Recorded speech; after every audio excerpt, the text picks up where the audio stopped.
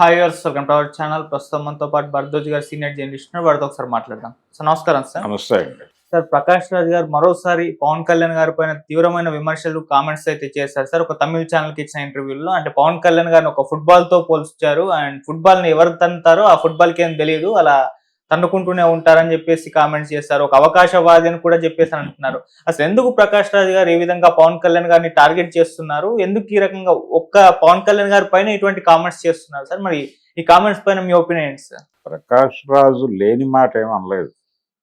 చాలా మందికి ఉన్న అభిప్రాయమే ఆయన ప్రకటించాడు, అంతకు మించి ఏమీ లేదు. అంటే పవన్ కళ్యాణ్ మొదటి నుంచి తన్ని తాను ప్రపంచానికి ఒక పద్ధతిలో ప్రొజెక్ట్ చేసుకుంటూ వెడుతున్నాడు. ఆ ప్రొజెక్షన్స్ మీద జనాలకి కొన్ని అంచనాలు ఏర్పడతాయి. అట్లా ప్రకాష్ రాజుకు కూడా కొన్ని అంచనాలు ఏర్పడినాయి. ప్రకాష్ రాజుకి ఏర్పడిన అంచనాలు చాలా మందికి ఏర్పడ్డాయి, ఒకళ్ళు కాదు. నేను చాలా మందిని చూసా. ఇప్పుడు ఆయన కాంపౌండ్లో ఆయనే చెప్పినట్టుగా ఆయన ఒక దశలో గద్దర్ అన్నాడు. గద్దర్తో మాట్లాడాడు. కొంత లెఫ్ట్ మూమెంట్ పట్ల ఆయన అనురక్తితో ఉన్న సందర్భాలు ఉన్నాయి. ఆయన చెగువేరా అనేవాడు. యాక్చువల్గా చెగువేరా సిద్ధాంతం ఏమిటి? విప్లవకారుడు ఒక ప్రాంతానికి ఒక వ్యవహారానికి పరిమితం కాకూడదు, వాడు నిరంతరం అంటే విప్లవాన్ని ఎగుమతి చేయటం అనేది ఆయన ప్రోగ్రాం. ఒక దేశంలో విప్లవం విజయవంతం అయిపోయిన తర్వాత ఈ అనుభవం తీసుకుని వీళ్ళు అంటే ఇమ్మీడియట్గా ఇక్కడ రాజ్యాధికారంలోకి వచ్చేసామని చెప్పి తృప్తి పడకుండా ఈ విప్లవాన్ని ప్రపంచవ్యాప్తం చేస్తే తప్ప ఇది నిలబడదు. పక్కన ఇలాంటి సమాజమే ఉండి మనం ఇక్కడ విప్లవం సాధిస్తే రేపో ఎల్లుండో దాని ప్రభావం ఇక్కడ పడి ఇది పోవచ్చు. అందుకని ఈ విప్లవాన్ని ఎగుమతి చేయటం అనే కాన్సెప్ట్తో ఆయన క్యూబాలో యుద్ధం జరిగిపోయి అక్కడ సక్సెస్ అయిపోయిన తర్వాత కూడా ఆయన వెళ్ళిపోయాడు, అక్కడేం నిలబడలేదు. వెళ్ళిపోయిన తర్వాత ఇంకొక చోట కదా ఆయన చనిపోయింది. ఇలా ఒక స్పిరిట్తో ట్రావెల్ అయినటువంటి జీవితం అది నాకు ప్రేరణ అని చెప్పాడు. చెప్పి బలంగా ఆర్గ్యూ చేయటం మాత్రమే కాదు, ఆయన సినిమాల్లోనూ అక్కడ ఇక్కడ చెగువేరా ఇవి ఉంటాయి. అలాగే ఈ మధ్య ఆయన చెప్పుకున్నట్టుగా ఒక వేదిక మీద, గేమ్ చేంజర్ వేదిక మీద ఆయన మాట్లాడాడు పవన్ కళ్యాణ్. ఏది ఎవరి గురించి మాట్లాడాడు? ఆయన అజయ్ సూర్య గురించి మాట్లాడుతూ ఖుషి వాళ్ళిద్దరూ కలిసి చేసినటువంటి ఒక బ్లాక్ బస్టర్ సినిమా, అద్భుతమైన విజయం సాధించిన సినిమా. ఆ సినిమాలో అప్పుడే భారతదేశంలోకి ప్రవేశించినటువంటి నూతన ఆర్థిక విధానాల మీద విమర్శ చేస్తూ ఒక పాట ఉంటుంది, ఒక దేశభక్తియుతమైనటువంటి గీతం. దాని బ్యాక్గ్రౌండ్లో దేశం ఇలా అయిపోబోతోంది అని ఒక చిన్న కల్పన చేస్తూ చిన్న స్ట్రీట్ ప్లే లాంటిది చేస్తూ ఆ షార్ట్స్ ఉంటాయి ఆ పాటలు. అదంతా సూర్య ఆలోచించాడా లేకపోతే పవన్ కళ్యాణ్ ప్రేరణతో ఆ సన్నివేశాలు దొరిలాయా అనేది కూడా మనకి స్పష్టంగా అర్థమైంది. ఎందుకంటే అదే సినిమా తమిళ్లో కూడా తీశారు, తమిళంలో ఇది లేదు. సో ఇది పవన్ కళ్యాణ్ ఇంటర్వ్యూన్ అయ్యి వీళ్ళిద్దరూ కలిసి కల్పించినటువంటి సన్నివేశాలు అనేది అర్థమైంది ప్రపంచానికి. సో పవన్ కళ్యాణ్ కొంత ఒక ఐడియాలజీ ఉంది అతనికి అనే అభిప్రాయం జనాలకు కలగటం మొదలైంది. ఈ క్రమంలోనే ఆయన జానీ సినిమాలో కూడా మాస్టర్జీతో పాటలు రాయించుకున్నాడు. మాస్టర్జీ లెఫ్ట్ ఉద్యమాలతో నడిచినటువంటి మనిషి. ఆయనతో పాటలు రాయించుకుని అందులో నారాజు కాకురం మా అన్నయ్య అని ఒక పాట ఉంటుంది. నవాబులు నిర్మించిన నగరంలుంటూ కులమతాల గొడవలు నీకెందుకు రన్నా అంటాడు అని పాట ఉంది. దానిలో మతోన్మాదం మీద చాలా సీరియస్గానే క్రిటిసిజం పెడతాడు. ఆయన పెట్టి కొంచెం తను కొత్తగా ఆలోచిస్తున్నాడు అనేది అనిపించేలాగా చేశాడు. ఆయన కల్పించిన అభిప్రాయాలే ఇవన్నీ. ఎవరో ఆయన మీద రుద్దిన అభిప్రాయాలు కాదు. ఆయనే తన సినిమాల ద్వారా, తన వ్యవహారాల ద్వారా, తను కలిసే వ్యక్తుల ద్వారా ప్రపంచానికి అర్థం చేయించినటువంటి వ్యవహారం. అదే ప్రకాష్ రాజుకు కూడా అర్థమై ఉంటుంది. ప్రకాష్ రాజు అతను కలిసి సినిమాలు చేశారు కదా. బద్రీ సినిమాలో వాళ్ళిద్దరూ ఒకళ్ళ మీద ఒకళ్ళు పోటీగా నటించిన సందర్భంలోని ఇంటరాక్షన్ ఉంటుంది కదా. ఆ ఇంటరాక్షన్ సందర్భంగా ఈయన అప్పటికున్నటువంటి అభిప్రాయాలు, ఈయన భావజాలం ఆయనకి వ్యక్తీకరించి ఉంటాడు కదా. ఆయనకు ఒక పిక్చర్ వచ్చి ఉంటుంది కదా ఈయన మీద. ఇలా ప్రతి ఒక్కరికి పవన్ కళ్యాణ్ అంటే ఒక ఇమేజ్ ఏర్పడిపోయింది.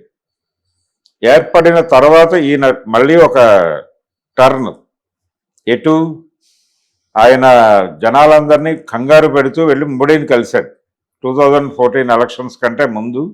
ఈయన ఒక పొలిటికల్ పార్టీ పెడుతున్నాను అని చెప్పి సోలోగా ఒక ప్రకటన చేశాడు అంతకుముందే. ఈ ప్రకటన చేసినప్పుడు కూడా ఆయన లెఫ్ట్ ఐడియాలజీతో ముందడుగు వేస్తాడు అని చాలామంది అనుకున్నారు. ఆయన ఆ ధోరణిలోనే మాట్లాడాడు. ఇంకా డయాస్ మీద ఎవరో ఉండరు, ఆయన ఒకడే ఎక్కి మాట్లాడేసి దిగి వెళ్ళిపోతాడు అంతే. ఇలా ఒక 2 మీటింగ్స్ నడిచినాయి. పవనిజం అనేటువంటి ఒక పుస్తకం మార్కెట్లోకి వచ్చింది. ఆయన అనుమతితోనే వచ్చింది అది అనేది అందరికీ తెలిసిన విషయం. ఇలా మొదలై ఆయన నెమ్మదిగా వెళ్ళి నరేంద్ర మోడీని కలిసి నరేంద్ర మోడీ అంతటి అద్భుతమైన నాయకుడు లేడు అని చెప్పడం చాలామందిని గాయపరిచింది. అంటే ఆయన మీద అభిప్రాయాలు, నేను ఈ అభిప్రాయాలు కల్పించానా మీకు, నేను అది కల్పించుకోవడం మీ భ్రమ అని ఆయన కోప్పడొచ్చుగాక పవన్ కళ్యాణ్. కానీ ఆయన అలా నరేంద్ర మోడీని కలిసి ఉంటే సరిపోయేది, కానీ ఆయన అక్కడితో ఆగలేదు. ఒక అడుగు ముందుకేసి ఆయన్ని ఈ దేశానికి విముక్తి ప్రసాదించడానికి వచ్చినటువంటి ఒక అతీత శక్తి పంపించిన దైవదూత, అంటే దాదాపు ఆయన్ని దేవదూతగానే మాట్లాడేశాడు.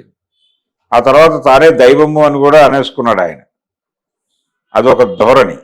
ఇలా పవన్ కళ్యాణ్ గారు ఓపెన్ అయ్యాడు. ఓపెన్ అయ్యి 2014 ఎలక్షన్స్లో ఆయన బయట నుంచి మద్దతు ఇచ్చి, అంటే ఇంటర్నల్గా మద్దతు ఇచ్చి పోటీలో లేకుండా కూటమి ప్రభుత్వం ఏర్పాటులో తన వంతు కృషి చేశాడు. ఆ 3 పార్టీలు కలిసే ఎన్నికలకు వెళ్ళాయి, జనసేన, బీజేపీ, టీడీపీ. ఆ తర్వాత 2019 ఎలక్షన్స్కి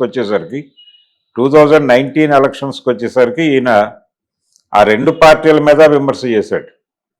నరేంద్ర మోడీ మీద విమర్శలు చేశాడు, అలాగే చంద్రబాబు అండ్ లోకేష్ మీద విమర్శలు చేసి తీవ్రమైన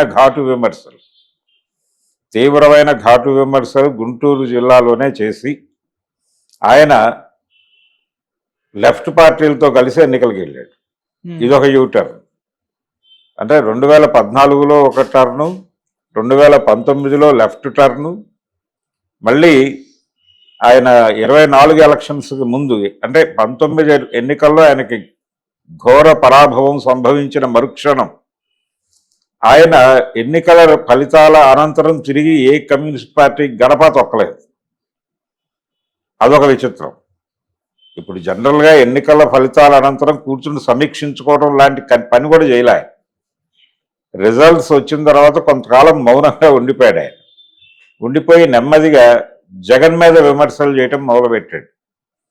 జగన్ ప్రభుత్వం మీద మాట్లాడటం మొదలుపెట్టి ఈ క్రమంలో ఈ పాలన నుంచి రాష్ట్రాన్ని విముక్తి చేయాలంటే అని ఒక స్టాండ్ తీసేసుకున్నాడు. ఏది అందరికంటే ముందే ఈ స్టాండ్ ప్రకటించి అన్ని పార్టీలు కలిసికట్టుగా నిలబడి రాక్షస పాలన అంతం చేయాలి అన్నాడు. ఆ లెవెల్ ఎక్స్ప్రెషన్స్ ఇచ్చాడు ఆయన.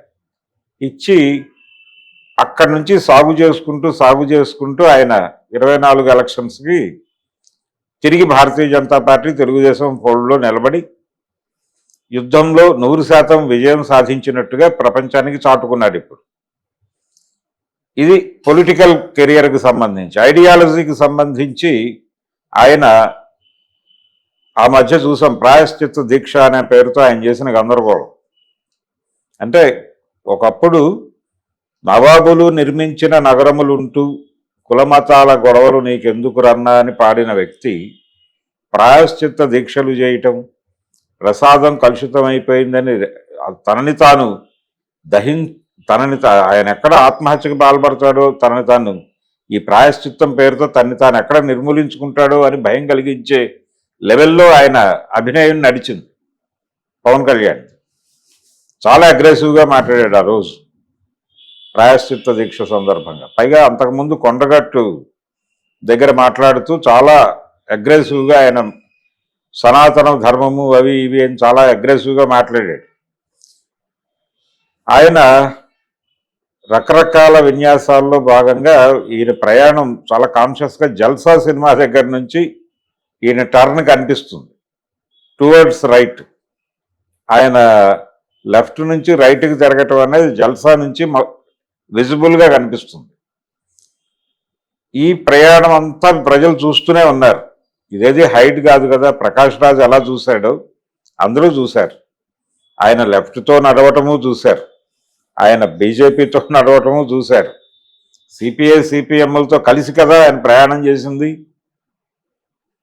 ఇక్కడ విపరీతమైనటువంటి ఒక రకమైన సనాతన ధర్మము అనే దీంతో మాట్లాడుతూ ఆయన ఒక అగ్రెసివ్ స్టాండ్ ప్రకటించాడు ఒక సభలో. ఆ అగ్రెసివ్ స్టాండ్ ఏంటంటే ఇక్కడ ఎవరు చేతులు ముడుచుకుని లేరు అన్నాడు. యూట్యూబ్లో ఉంది, అది చూడండి. ఇక్కడ ఎవరు చేతులు ముడుచుకుని లేరు, మా ధర్మానికి విఘాతం కలిగించే ప్రయత్నం ఎవరు చేసినా వాళ్ళని దునుమాడి తీరుతాం అన్న లెవెల్లో మాట్లాడాడు ఆయన.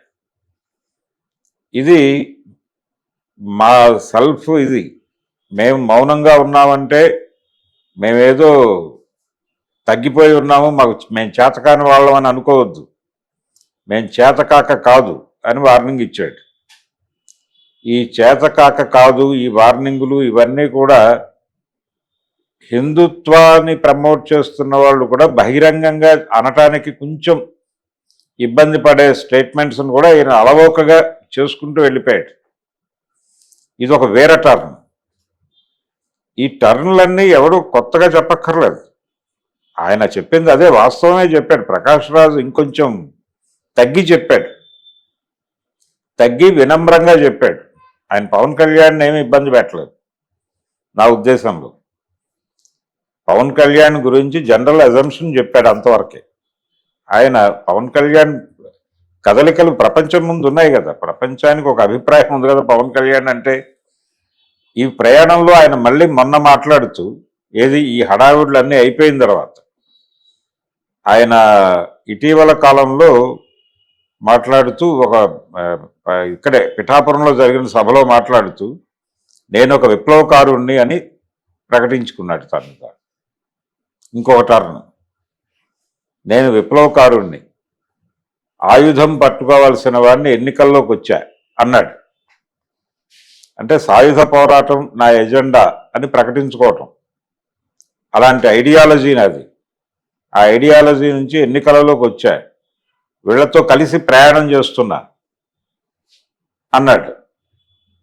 సరే, ఓకే, మీరు పొలిటికల్గా ఎన్నికల ద్వారా ఏదో చేయాలి అనుకున్నారు, అంతవరకు మాకు అభ్యంతరం లేదు.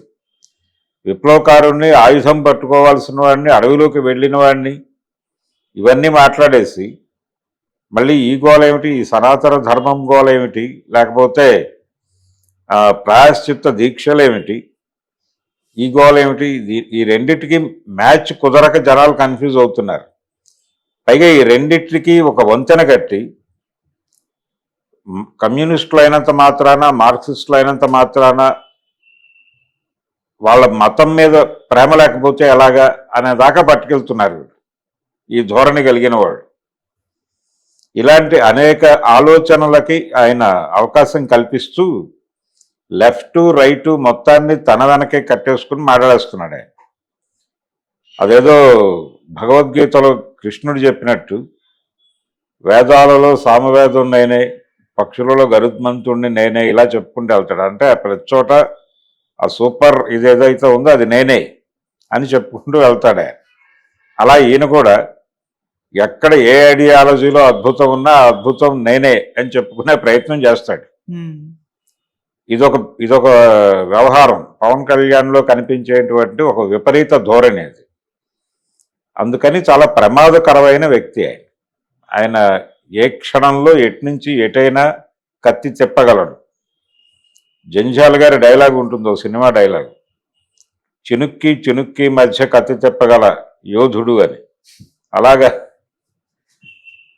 చినుక్కి చినుక్కి మధ్య కత్తి తడవకుండా తిప్పగల యోధుడు పవన్ కళ్యాణ్ అని మనం అనుకోవాలి. అందుకని పవన్ కళ్యాణ్ గురించి ప్రకాష్ రాజు గారు చెప్పింది 10% మాత్రమే, 90% ఆయన మాట్లాడలేదు. పాపం చాలా గౌరవం ఉంది పవన్ కళ్యాణ్ అంటే ప్రకాష్ రాజుకి. అనవసరంగా దాన్ని వివాదం చేస్తున్నారు కానీ పవన్ కళ్యాణ్ని ఎండగట్టాల్సినంత ఎండగట్టలేదు. ఓల్డ్ సేయింగ్ ఉంది, అంటే నీ శత్రువుని నువ్వు విమర్శించాల్సినంతగా విమర్శించకపోతే నీ మిత్రుడిని ప్రేమించాల్సినంతగా ప్రేమించలేవు అని ఒక ఓల్డ్ సేయింగ్ ఉంది. అలా ఇతను ప్రమాదకరము అనే విషయం మీకు అర్థమైనప్పుడు అతన్ని విమర్శించడానికి మొహమాట పడద్దు అనేది సిద్ధాంతం. అందుకని ప్రకాష్ రాజు గారు ఎందుకు మొహమాట పడ్డాడో నాకు అర్థం కాలేదు. బహుశా